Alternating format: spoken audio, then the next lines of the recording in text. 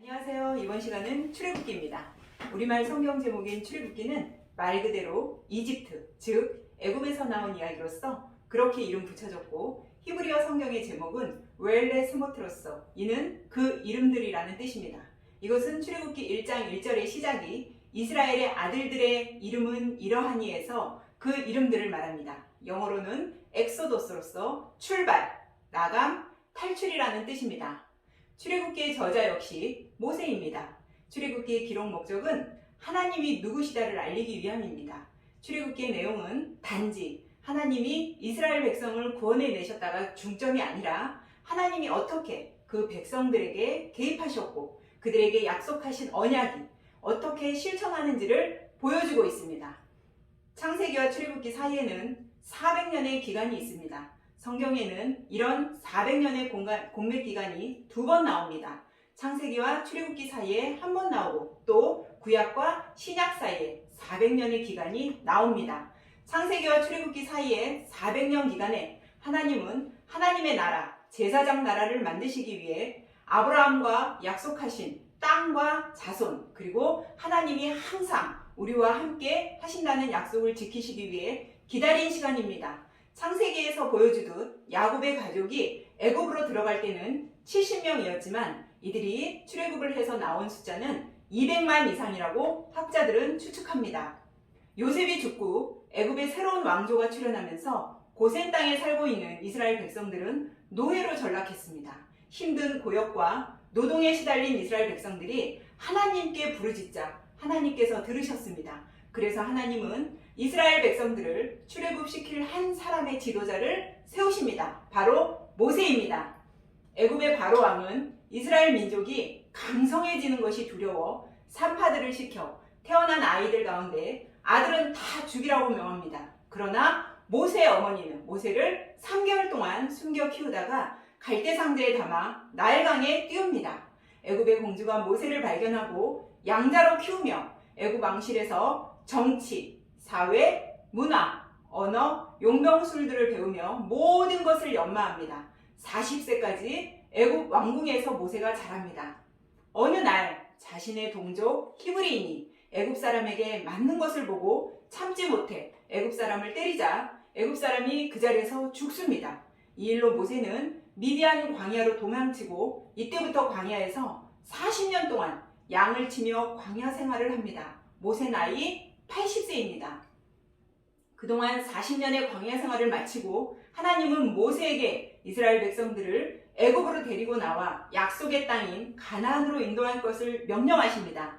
많은 어려움 끝에 마침내 애굽에 있는 이스라엘 백성들을 애굽으로부터 탈출시켜 그들을 가나안으로 인도하지만 광야에서 40년을 보냅니다. 결국 가나안을 목전에 두고 모세는 약속의 땅에 들어가지 못하고 120세에 죽습니다. 출애굽기는 크게 세 부분으로 나눌 수 있습니다.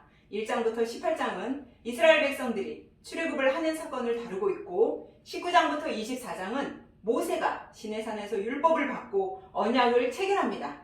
25장에서 40장은 하나님의 임재처소인 성막을 건축하는 내용입니다.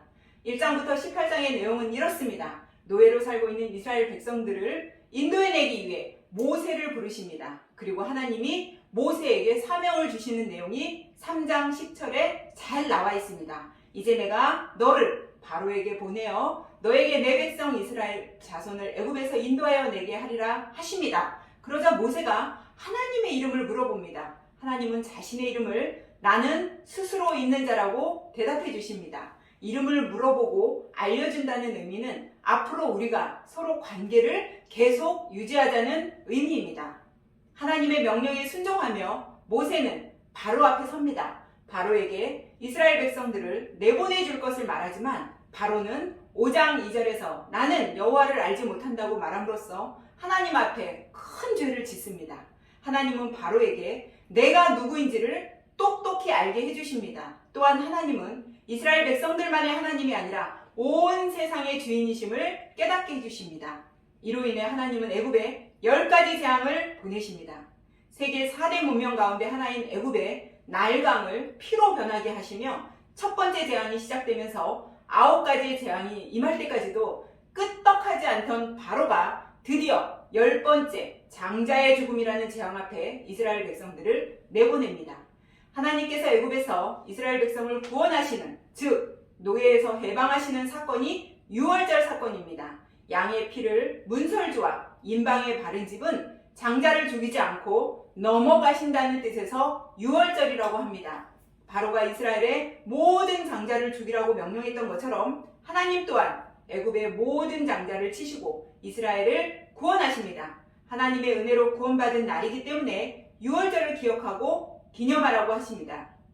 홍해를 건너고 3개월 동안 시내산으로 걸어가며 광야를 통과합니다. 이때 하나님께서 만나와 메추라기도 내려주시고 낮에는 구름 기둥으로 밤에는 불 기둥으로 보호해 주십니다. 물이 없어 백성들이 불평하자 모세에게 반석을 치라 명령함으로 물이 나오는 기적도 보여주십니다. 출애굽해서 처음으로 대적한 족속은 아말렉입니다. 모세의 손이 올라가면 이스라엘이 이기고 모세의 손이 내려가면 아말렉이 이기는 이상한 광경입니다. 다시 말해 하나님이 싸우고 계시다는 것을 보여줍니다. 모세가 제단을 쌓고 여호와 니시라 합니다. 전쟁의 승패는 전적으로 여호와께 달린 것입니다. 19장부터 24장의 내용은 시내산 언약입니다. 하나님은 이스라엘 백성들에게 율법과 규례를 주시며 계약을 맺자고 하십니다. 나는 너희들의 하나님이고 너희들은 내 백성이다라고 말씀하시며 십계명과 율법을 주십니다. 십계명의 가장 중요한 핵심은 하나님 사랑, 이웃 사랑입니다. 25장부터 40장은 하나님께서 성막에 대한 설계도를 주시고 설계도대로 성막을 짓고 봉헌하는 내용입니다. 성막은 히브리어로 미시칸으로서 거주하다라는 뜻입니다. 즉 하나님이 이스라엘 백성들과 함께 하신다는 의미입니다. 그런데 32장에서 34장에 모세가 시내산에 올라가 있는 동안 이스라엘 백성들은 모세가 내려오지 않자 금송아지를 만들어 배교합니다. 이 일로 하나님이 진노하시자 모세가 또 중재합니다. 출애굽기 안에는 하나님이 430년 전에 아브라함과 하신 약속, 즉 하늘의 별만큼 땅의 모래만큼 자식을 주시겠다는 약속에 신실함이 잘 나타나 있고 하나님을 알지 못한다고 말한 바로에게 10가지 재앙을 보냄으로써 하나님은 온 우주의 왕이심과 전능함을 보여주시며 성막을 짓는 과정에서는 하나님의 거룩하심을 보여줍니다. 이스라엘 백성들이 언약궤를 만들고 성막을 봉헌하면서 출애굽기는 끝이 나지만 사실상 출애굽기 19장부터 다음에 볼 레위기 전체와 민수기 10장 10절까지의 내용은 시내산에서 머문 1년 동안의 일들을 기록한 책들입니다.